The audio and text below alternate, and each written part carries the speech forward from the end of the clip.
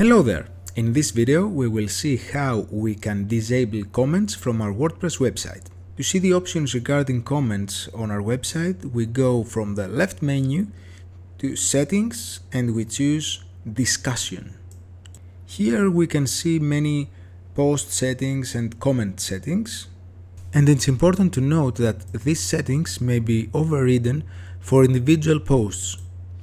So, for example, I can uncheck this box and forbid people to submit comments on new posts.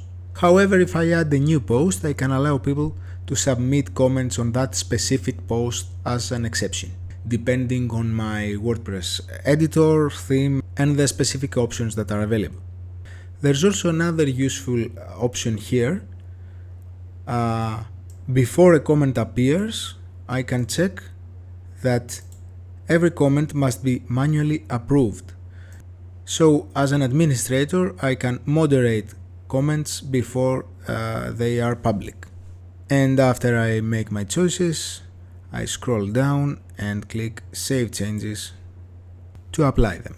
So, that's it for this video. Thank you for watching, and if you wish to see more videos like this, don't forget to subscribe.